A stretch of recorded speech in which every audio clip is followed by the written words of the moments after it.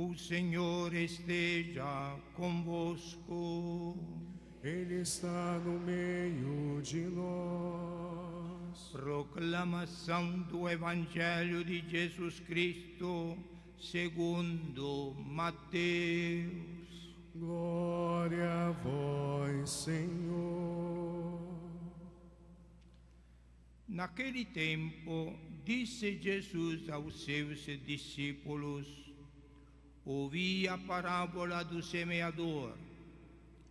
Todo aquele que ouve a palavra do reino e não a compreende, vê o maligno e rouba o que foi semeado em seu coração. Este é o que foi semeado à beira do caminho. A semente que caiu em terreno pedregoso é aquele que ouve a palavra e logo a recebe com alegria, mas ele não tem raiz em si mesmo e de momento, quando chega o sofrimento ou a perseguição por causa da palavra, ele desiste logo.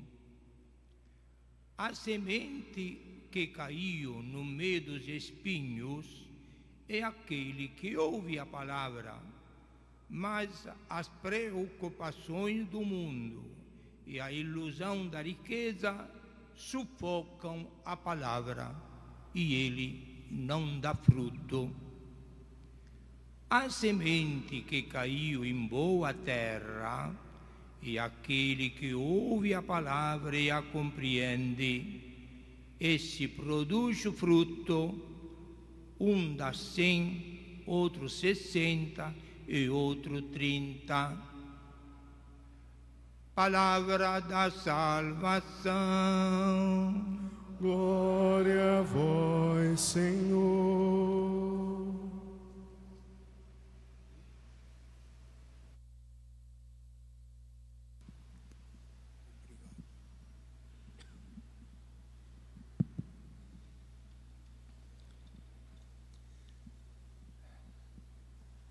Precisa explicar a parábola da semente, porque Jesus acabou de explicá-la agora. No outro evangelho, Jesus falou do semeador que saiu semeando e parte da semente caiu na estrada, outra caiu no terreno pedregoso, outra semente caiu entre os espinhos, enfim, em terra boa. Quando foram em casa, os apóstolos, em algum evangelho, pediram a Jesus que explicasse esta parábola. E Jesus toma iniciativa e dá a sua explicação. Antes de ler este evangelho, com qualquer evangelho durante a missa, se costuma fazer 3 sinais de cruz, uma na testa, outro na boca, outro no coração, assim. Que todo mundo deve fazer com fé, não é assim? Deve fazer 3 sinais de cruz, que é um empenho que corresponde à verdade. Primeiro sinal, para que nós tenhamos a capacidade de entender a palavra de Deus. Segundo, que nós tenhamos também a capacidade e a missão de anunciar a palavra de Deus. Terceiro, sinal no peito, no coração, para que a gente ame a palavra de Deus, assimile a palavra de Deus, para vivenciá-la. E assim nós procuramos de entender a palavra de Deus. Quando se faz a reflexão sobre a primeira colocação de Jesus, eu fico me questionando. Jesus fala de semente que cai na terra, no pedregoso, no espinho, terra boa.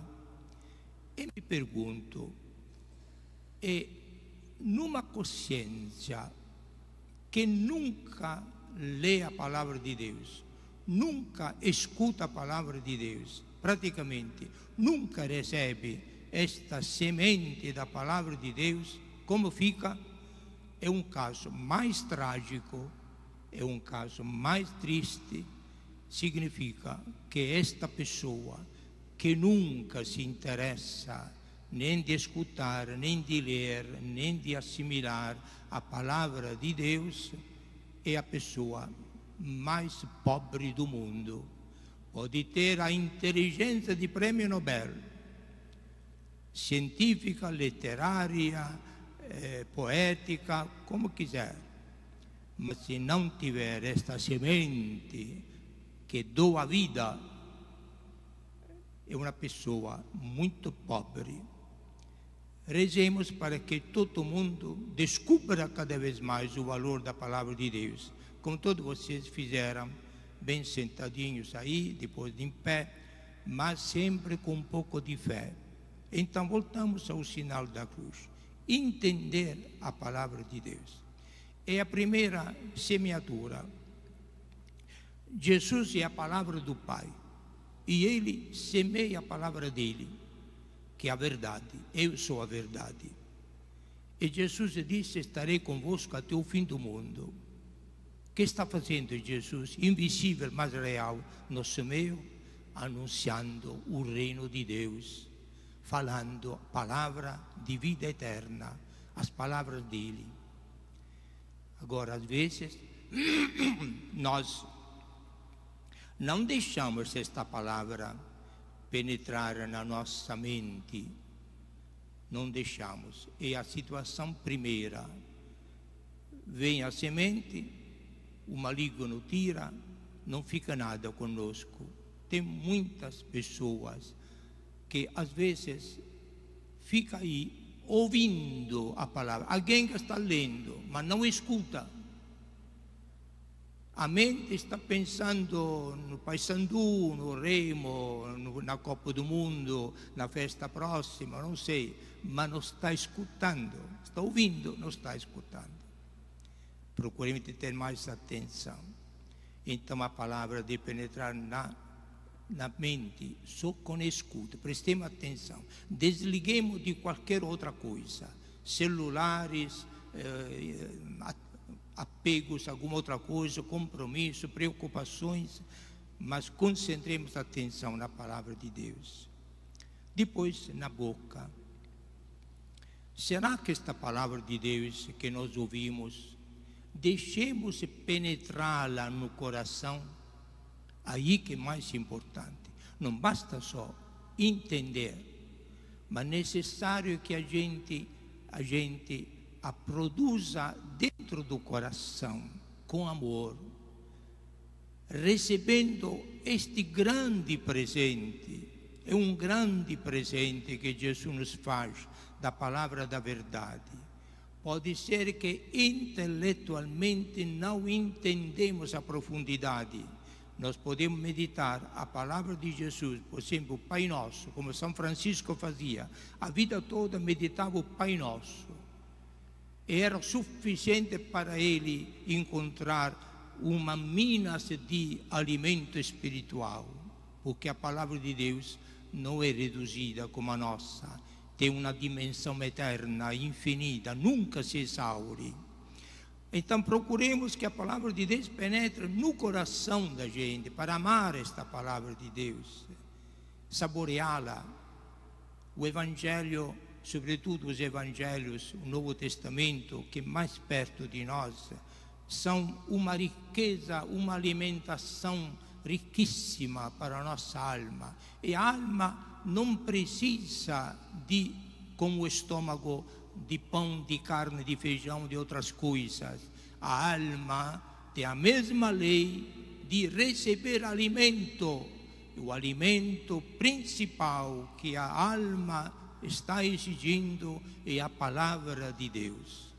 E muitas vezes nós, cruéis com nós mesmos, privamos a nossa alma deste alimento de que ela precisa. É uma lei fundamental de necessidade pelo corpo física, mas pela alma espiritual. Alimentemos a alma com a palavra de Deus.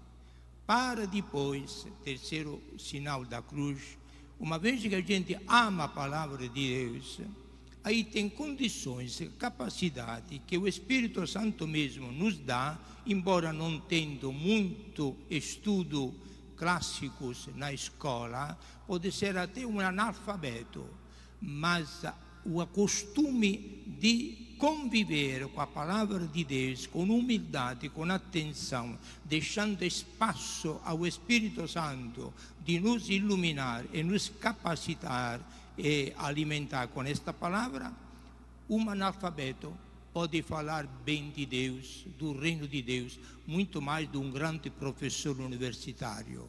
O Espírito Santo que faz este milagre. E nós temos de aprender.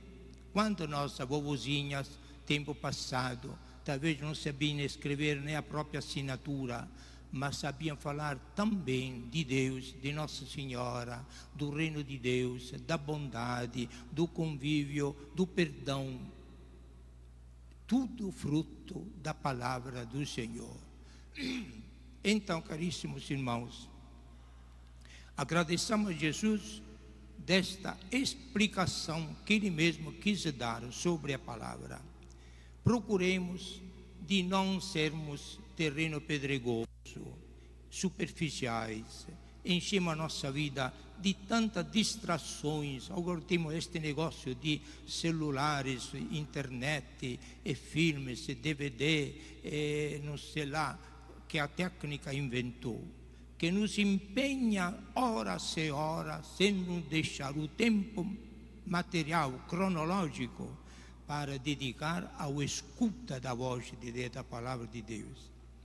E, sobretudo, Jesus nos recomenda de não receber a semente em um coração cheio de apegos, sobretudo os prazeres da vida mundana e a riqueza que Jesus fala.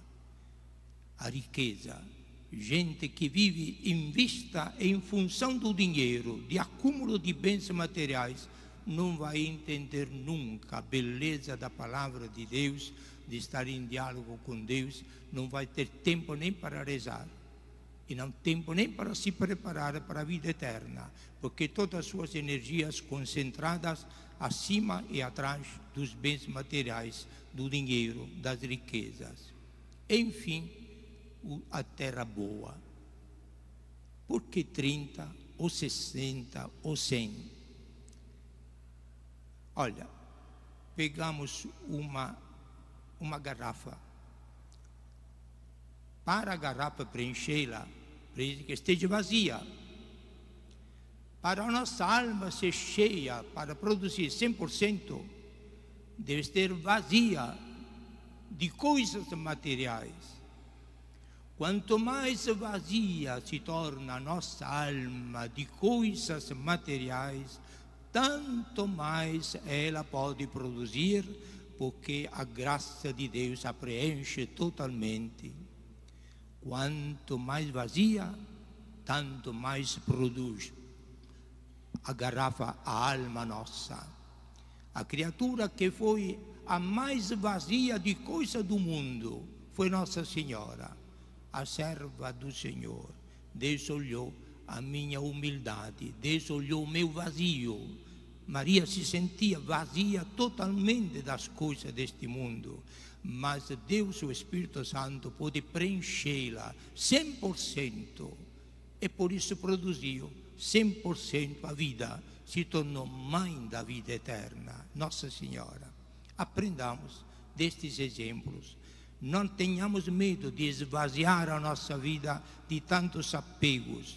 Nos saímos ganhando, porque Deus, vendo o vazio da nossa alma, voluntário, Ele vai preencher com os bens que não perecem, os bens eternos, a vida eterna, o diálogo com Deus, a comunhão com Deus, quase um pré-anúncio e uma preparação daquilo que será a nossa situação sempre eterna, quando Deus mesmo vai alimentar a nossa alma numa maneira total, na plenitude da vida de Deus, e aí não vai ter mais necessidade nem de pecar, que não existe o pecado no céu, nem de procurar a palavra de Deus, porque nós vamos contemplá-la, vê-la, vivenciá-la e nos alegrar desta palavra, que será a fonte e a forma da nossa contemplação eterna e da nossa glória eterna, que Jesus e Maria já possuem. Eis os milagres que a palavra de Deus pode produzir. Louvado seja nosso Senhor Jesus Cristo. Para sempre seja louvado.